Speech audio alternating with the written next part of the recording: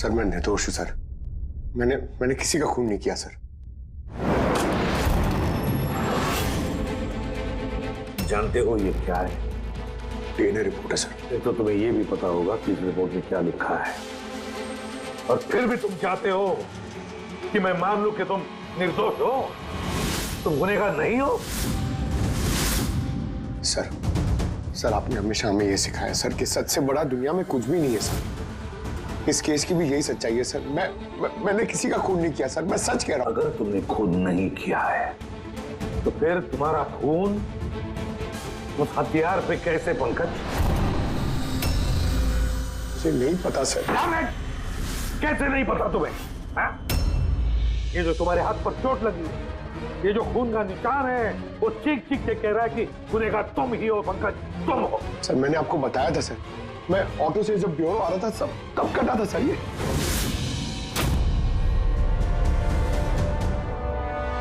Sir ये भी हो सकता है कि कोई पंकज को फंसाने की कोशिश कर रहा हो। पंकज, इस आदमी ने तुम्हारा हाथ काटा था, शायद वही तुम्हारे खून का सैंपल लेके गया हो क्राइम सीन पे डालने के लिए। सर नहीं सर, सैंपल नहीं हो सकता उसके पास। उसने जैसे ही मेरा हाथ काटा था सर तो वो चला गया था और खून तुरंत नहीं आया था सर, थोड़ा टाइम लगा था। उसके पास मेरा सैंपल नहीं हो सकता सर। अगर तुम्हारा खून किसी ने नहीं दिया तो फिर तुम्हारा खून क्राइम सीन पर सिर्फ एक ही तरीके से जा सकता है पंकज, और वो भी तब जब तुम वहां खून करने गए थे तब। ये क्या बात हुई सर? सर अगर पंकज को झूठ बोलना होता, हमें गुमराह ही करना होता तो ये बोल सकता था कि इसका सैंपल कोई लेके चला गया है, मगर इसने सच बोला। इसका सच कोई मायने नहीं रखता क्या सर? हाँ अभिजीत, सच बहुत मायने रखता है, लेकिन फिलहाल इस केस का सच यही है कि इस खून का एक ही सस्पेक्ट है, और वो है पंकज।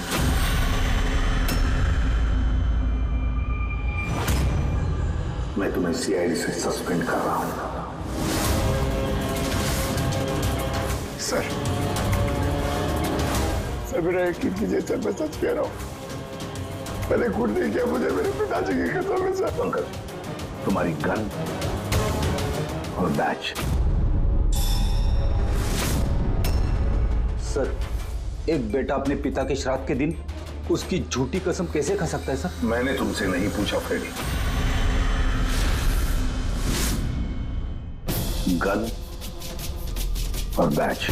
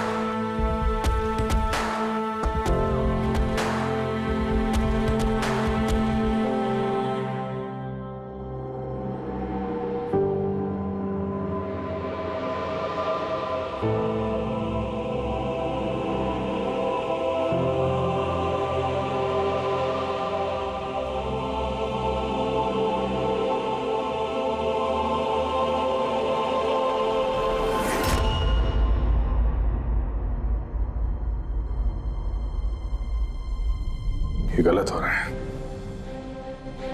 एकदम गलत हो रहा है। नो ऑफेंस सर, लेकिन आप हम सब पे ऐसे हमेशा शक नहीं कर सकते। ये तुम क्या कह रहे हो अभिजीत? क्या गलत कहा मैंने?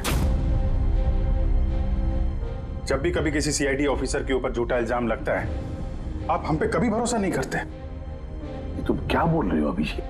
मुझे तुमसे ये उम्मीद नहीं थी। हमारी भी थोड़ी बहुत उम्मीद है सर आपसे। आपके एक इशारे पे जान देने को तैयार खड़े रहते हैं हम लोग।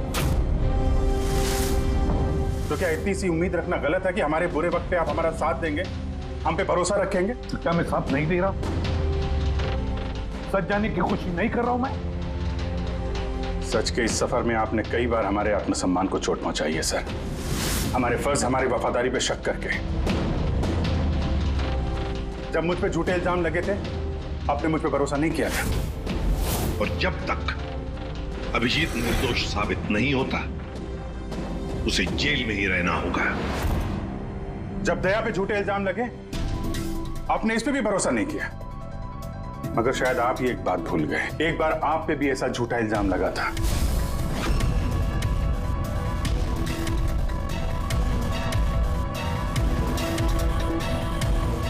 उस वक्त हम में से किसी ने भी आप पे शक नहीं किया था, बल्कि एक मजबूत दीवार बनकर सामने डटे खड़े रहे थे ताकि आपके ऊपर आंच ना आ सके। तो क्या आप वो हमारी हिम्मत, वो ताकत नहीं बन सकते सर? अभिजीत, मुजरिम से भी ज्यादा खतरनाक होता है एक इमोशनल सीआईडी ऑफिसर। तुम इमोशनल बन गए हो अभिजीत। मैं तुम्हें इस केस से हटा रहा हूं।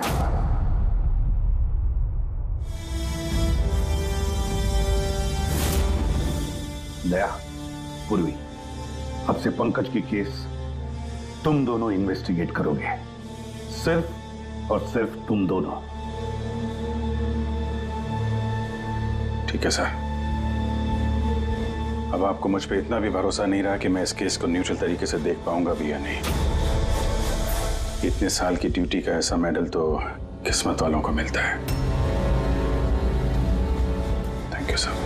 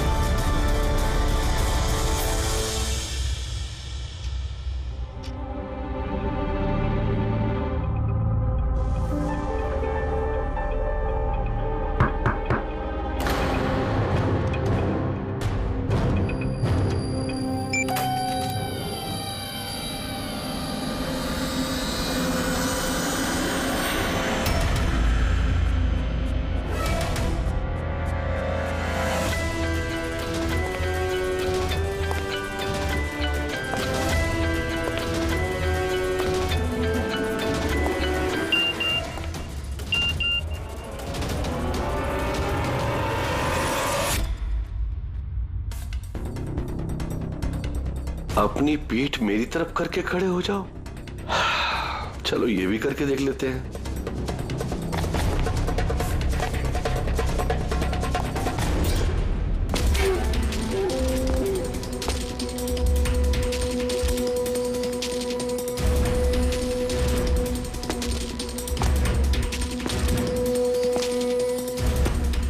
आप आ गए सर? मैं आप ही का इंतजार कर रहा था। आप देखिए वहां फाइल पड़ी है, उसमें पूरा फाइनेंशियल प्लान पड़ा हुआ है और मुझे पूरा यकीन है कि आपको बहुत पसंद आएगा।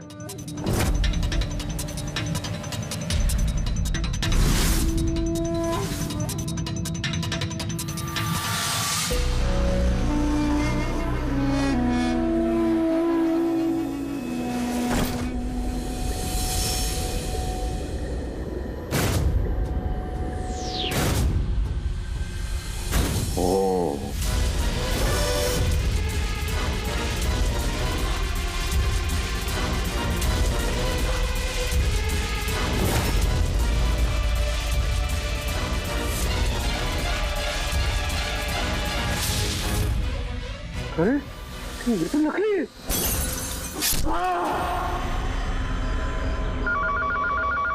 हेलो, एसीपी प्रद्युमन है। What? कब? अच्छा, ठीक है।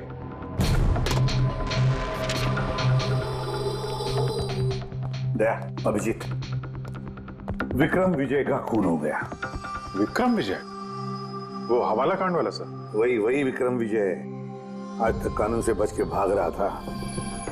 आज उसका कत्ल हुआ उसके ही घर में। एक न एक दिन तो ये होना ही था सर। इतने सारे दुश्मन पाल रखे थे उसने।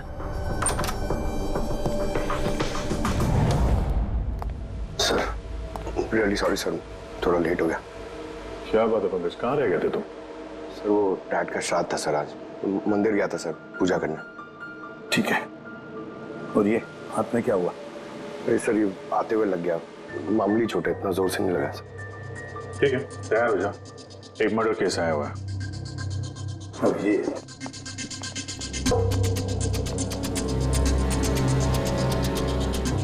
इसका मर्डर हुआ है विक्रम विजय का।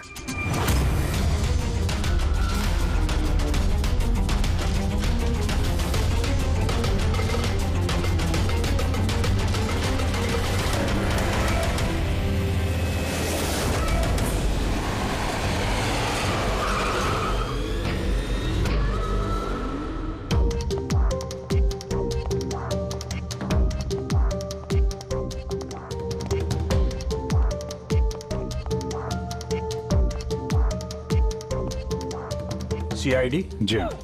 सर मैं गोपाल हूँ, विक्रम सर का मैनेजर। ये तीनों कौन? ये मोहित, विशाल और ये राघव है, ये सर के सिक्योरिटी गार्ड्स हैं। और आप? ये विक्रम सर की वाइफ हैं मधु मैडम, और बाकी सब स्टाफ है। बॉडी कहाँ है? सर बॉडी अंदर है। बहुत बुरी तरह से वार किया इसमें। ये गर्दन पे वार किया है और पेट और छाती पे भी मारा है। टोनी पक्का करना चाहता था कि किसी भी तरीके से ये बचने ना पाए।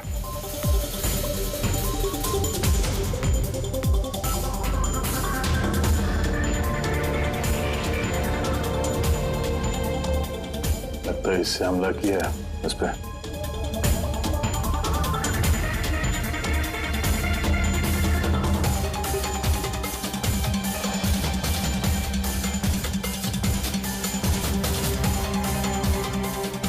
विक्रम के फोन पे आखिरी मैसेज किसी अननोन नंबर से आया।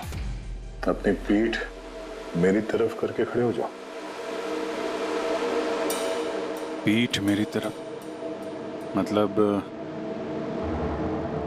वो आदमी इसको अपना चेहरा नहीं दिखाना चाहता था क्या?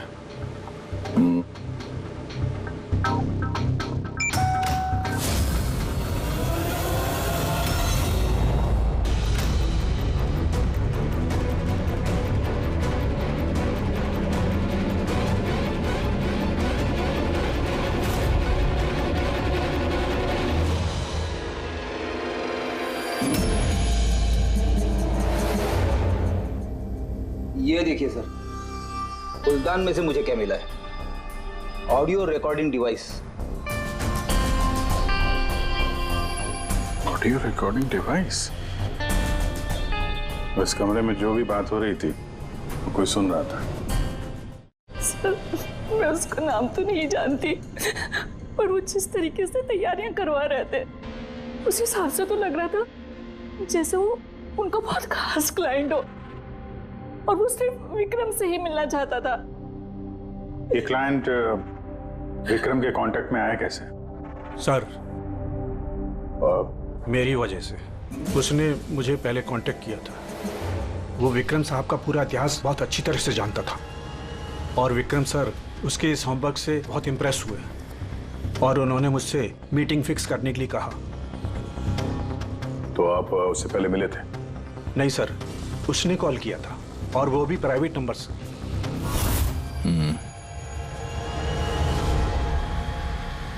तो आप लोगों ने मीटिंग से पहले पूरी तैयारी कर ली थी? हाँ जी सर। उस कमरे को अच्छी तरह से चेक कर लिया था? हाँ। तो फिर ये ऑडियो की रिकॉर्डिंग डिवाइस ये कमरे में कैसे पहुंची? सर ये कहाँ से आया? लाहौर में। लाहौर में? वो तो तूने चेक किया था ना मोहित? मैंने चेक किया था सर, लेकिन मुझे फ्लैप आउट में दिखा नहीं था। दिखा नहीं था? जी नहीं। अच्छा, ऐसे कैसे दिखा नहीं था? ब्यूरो चल, वहां पे अच्छे अच्छे को दिखने लगता है।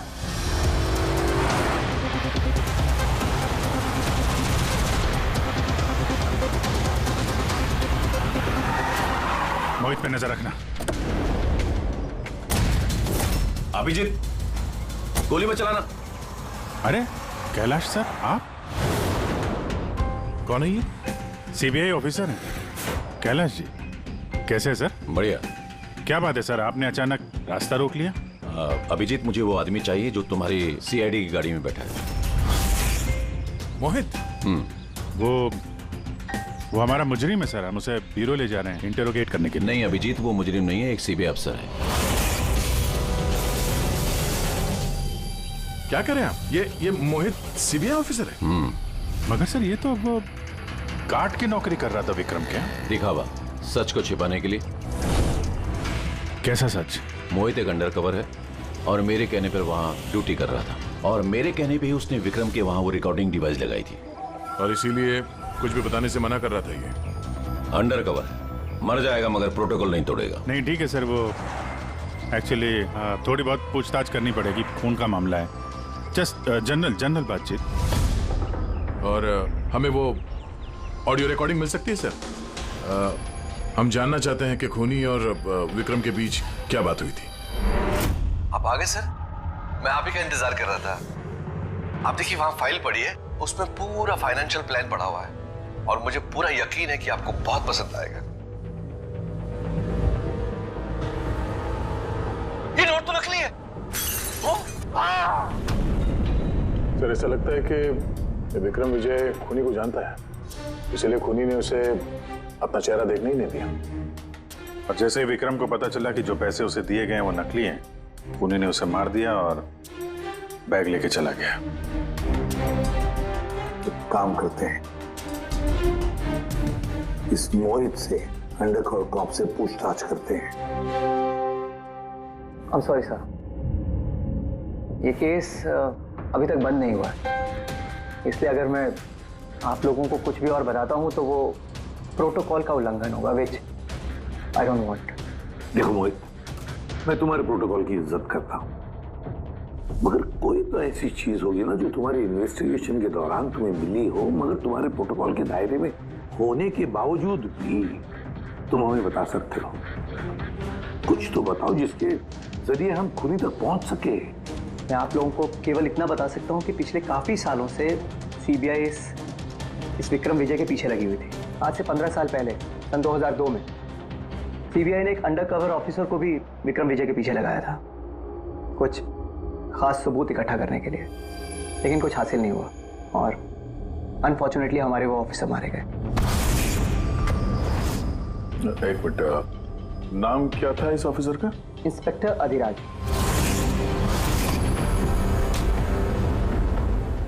इंस्पेक्टर अधिराज। इस बोतल पे जो खून है, इस खून में विक्रम की डीएनए के अलावा किसी और का भी डीएनए। विक्रम के डीएनए के अलावा किसी और का भी डीएनए है? तेरे कहने का मतलब है कोई और भी था? कौन था सारुण के? तो अपने क्रिमिनल डाटाबेस में कंपेयर करके देखा, मैच करके देखा तूने? उसकी जरूरत नहीं पड़ी। जरूरत नहीं पड़ी का क्या मतलब है सारुण के? किसका डीएनए है वो? वो डीएनए पंकज का है। व्हाट? वो डीएनए पंकज का है? हमारे पंकज का? हमारे पंकज का। यार ये कैसे हो सकता है? सीआईडी ऑफिसर पंकज,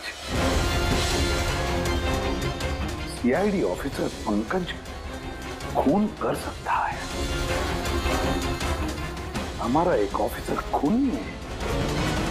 लेकिन सर पंकज खून क्यों करेगा? वही तो, सीआईडी ऑफिसर खून क्यों करेगा? सर, विक्रम के घर से 1 किलोमीटर की दूरी पर पुलिस को एक लावारिस मोटरसाइकिल मिली है सर। किसकी मोटरसाइकिल है वो? सर वो पंकज की है।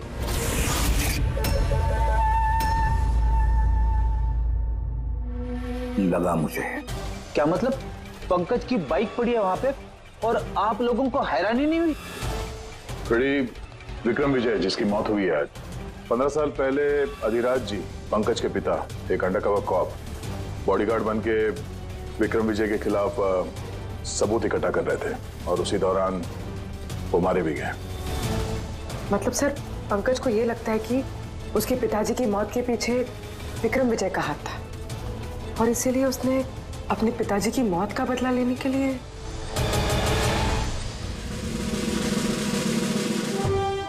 पंकज कहाँ है?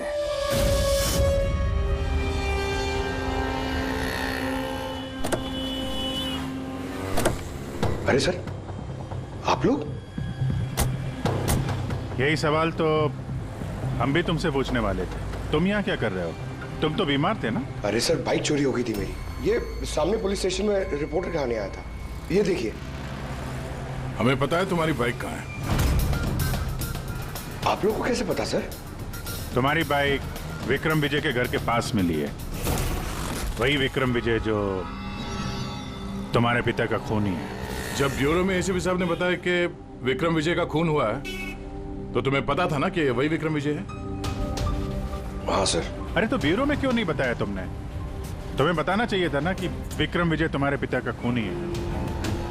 सर, डैड का श्राद्ध था सर। मंदिर से ब्यूरो आ रहा था, उनके बारे में सोच रहा था, ये न्यूज आ गई। एकदम हिल गया था सर, समझ में नहीं आ रहा था क्या करूं। और ये हाथ जो तुम्हारा कटा हुआ है, एग्जैक्टली हुआ क्या था? सर ये तो जब मैं मंदिर से ऑटो पकड़ के आ रहा था।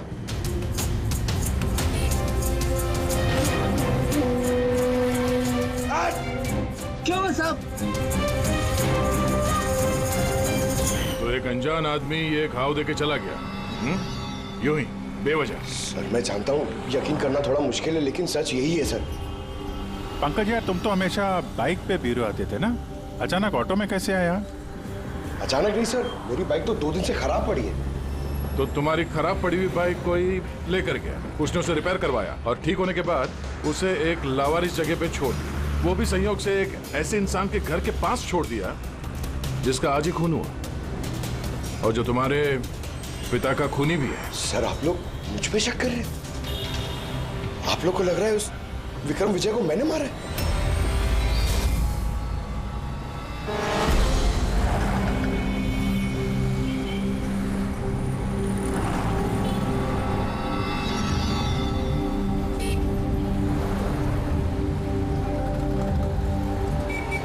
अगर ये पंकज अपने घर से विक्रम के घर पे गया होगा तो वो यहाँ इस जंक्शन से ही गुजरा होगा।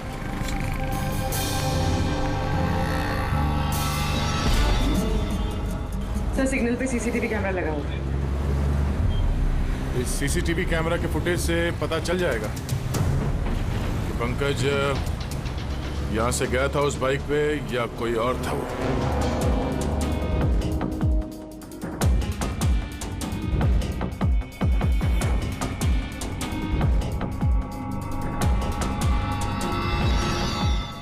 एक मिनट रिवाइंड करना, पॉज करना। सर ये देखिए, कि पंकज की तरह नहीं लग रहा है। बाइक का नंबर है XYA 4784। सर पंकज की बाइक का नंबर भी यही है। पूर्वी, ये पंकज इतनी लापरवाही तो नहीं कर सकता कि एक जुर्म करने के लिए जाते वक्त सड़क पे एक और जुर्म करे, सिग्नल तोड़ने का।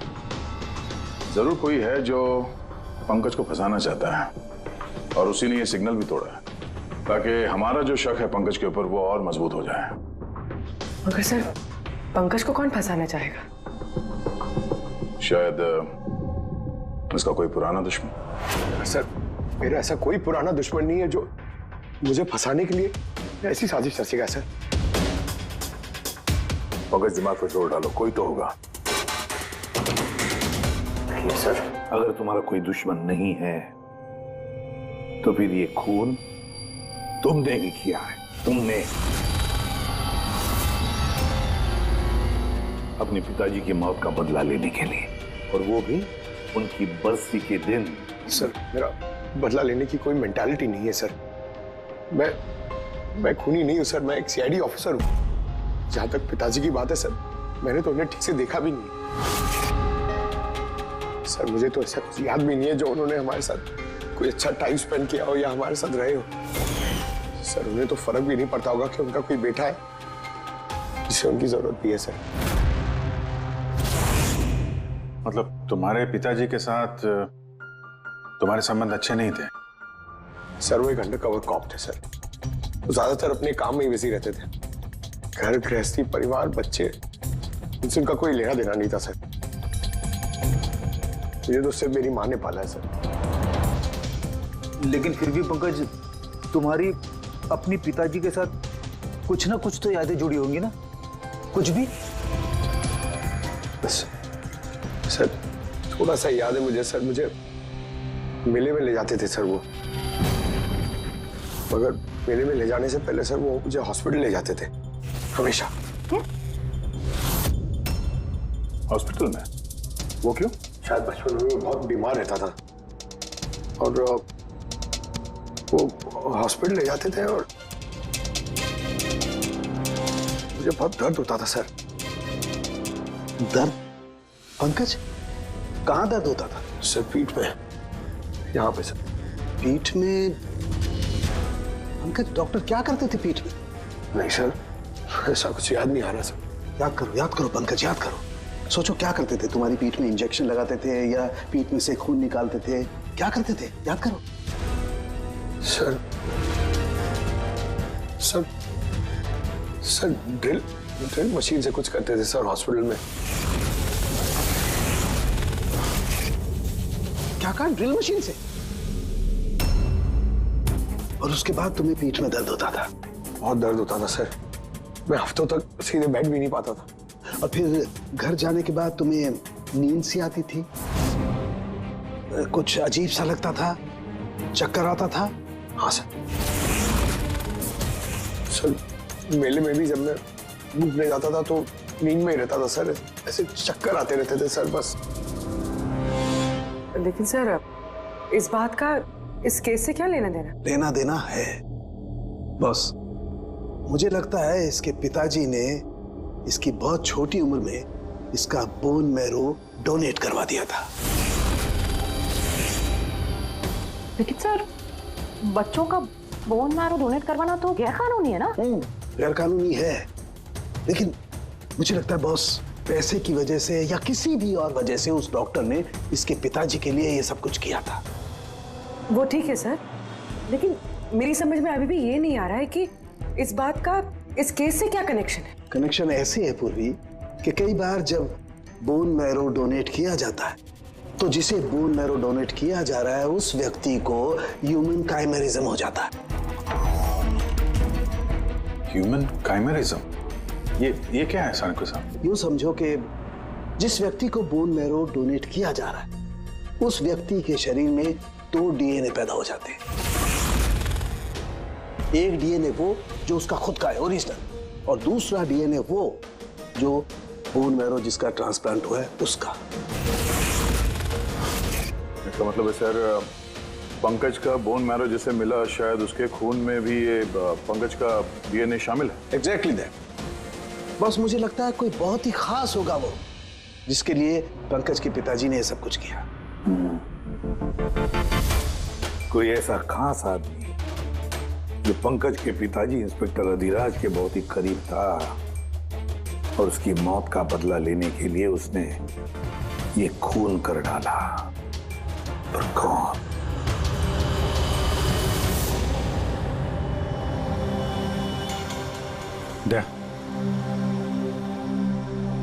Hi sir. हेलो अभिजीत।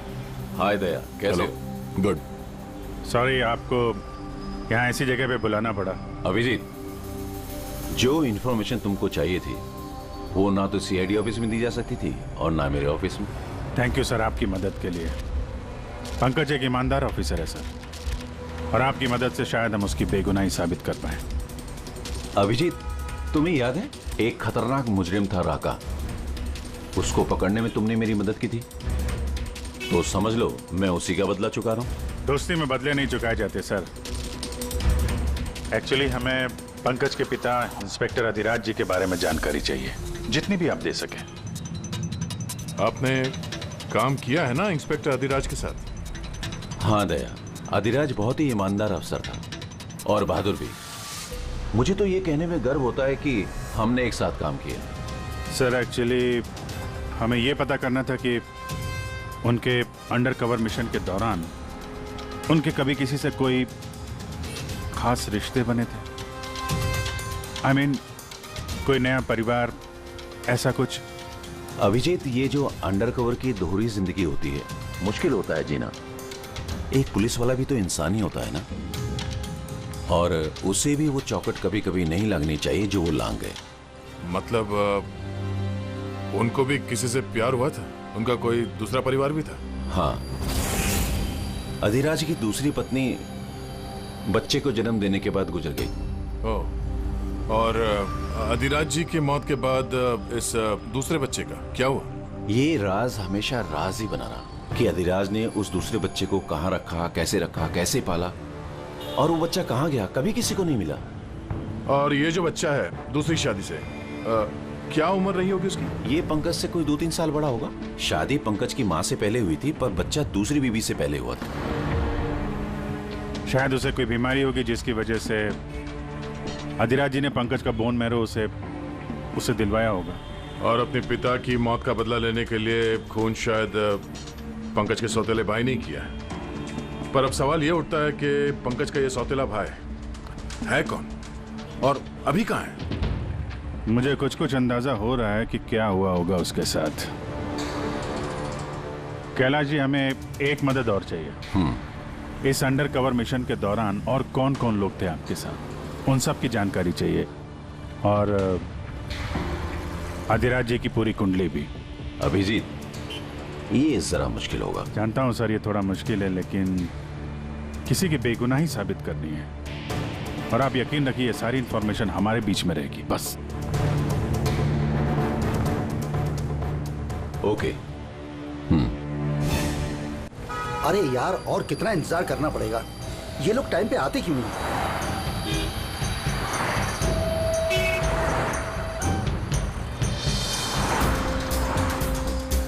अरे यार, आधे घंटे से इंतजार कर रहा हूँ। अरे मुझे आज ही पूरा पैसा चाहिए। अरे मुझे निकलना है इस शहर से आज ही। तेरा हिसाब तो मैं आज, अभी और इसी वक्त चुकता कर दूंगा।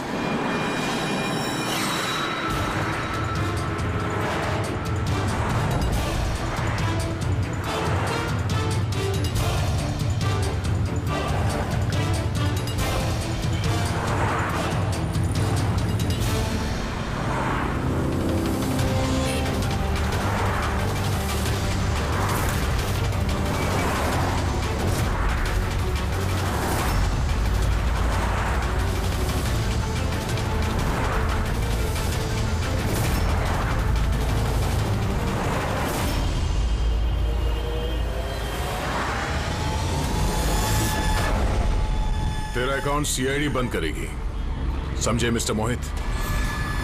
ये सर के सिक्योरिटी गार्ड्स हैं। नहीं अभिजीत, वो मुजरिम नहीं है, एक सीबीआई अफसर है।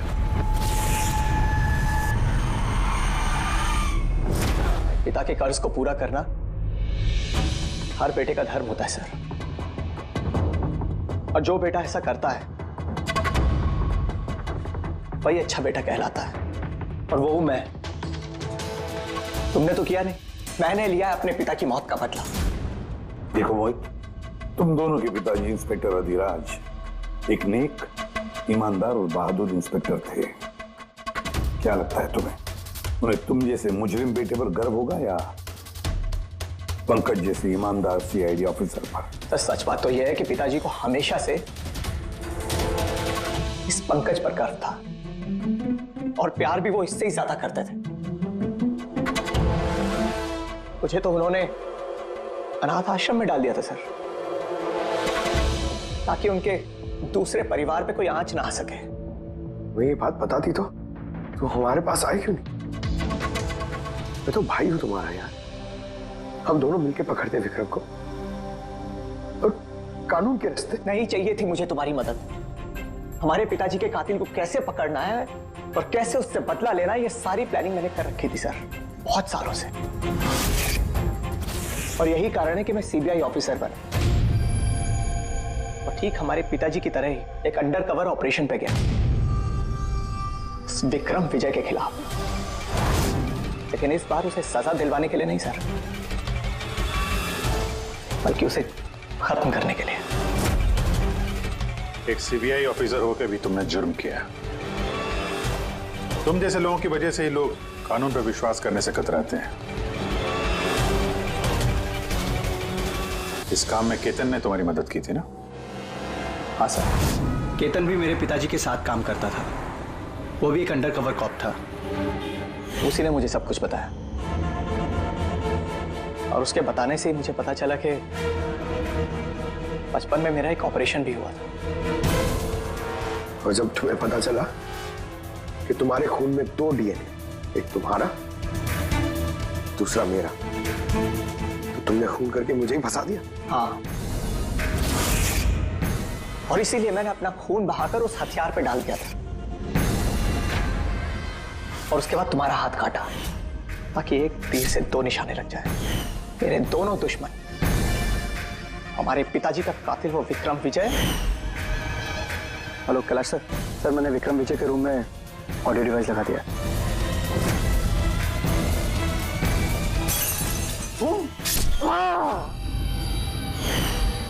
और तुम, मुझसे इतनी नफरत क्यों है तुम्हें भाई? क्यों ना करो तुमसे नफरत? आज तक सब कुछ तो तुम्हें मिला है। हमारे पिताजी का नाम, उनका प्यार, उनकी इज्जत, सब कुछ। और दुख की बात तो यह है कि ये सब कुछ मिलने के बाद भी तुम्हें इतना सा भी होश नहीं था कि हमारे पिताजी का कातिल है कौन। अगर आज मैं नहीं होता तो हम दोनों के पिताजी का कातिल आज भी जिंदा होता और खुला घूम रहा होता। और तुम्हें क्या मिला मोहित? जेल? और खून करके तुम्हारे पिताजी को क्या मिला मरने के बाद? शर्मिंदगी?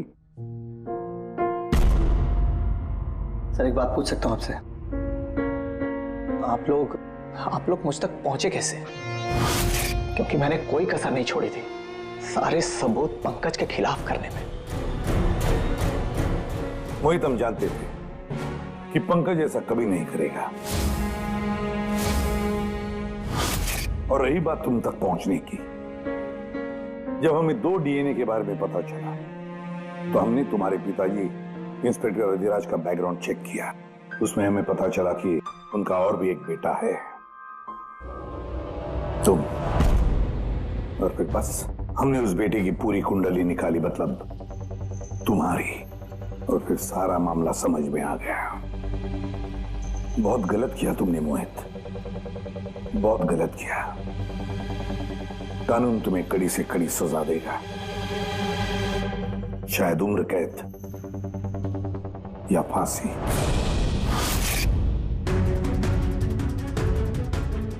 फ्रेडी,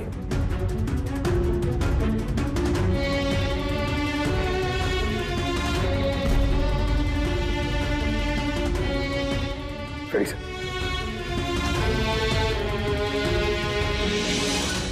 मैं जानता हूं तुम्हारे दिल में सिर्फ मेरे लिए कड़वाहट है, मगर मुझे पता ही नहीं था कि मेरा कोई एक भाई है। मुझे नहीं मालूम कि तुम्हारे साथ क्या होने वाला, मगर तुम एक बात हमेशा याद रखना, मैं तुम्हारा इंतजार कर रहा हूं। I'll wait for you.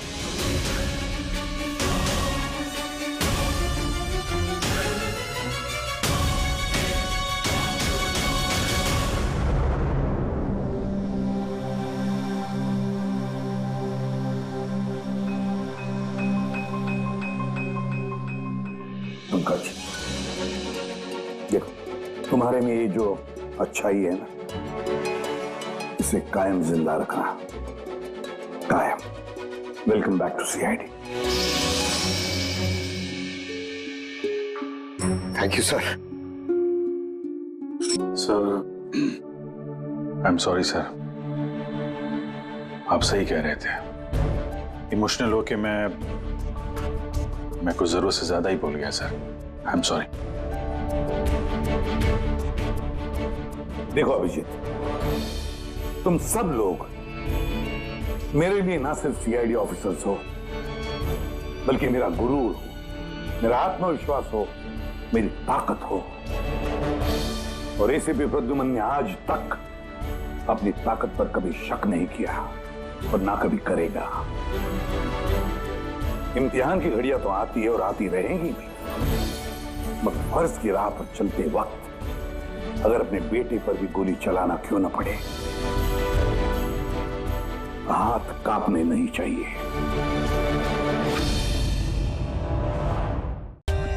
For more updates, subscribe to our channel, click the show links and enjoy watching the videos.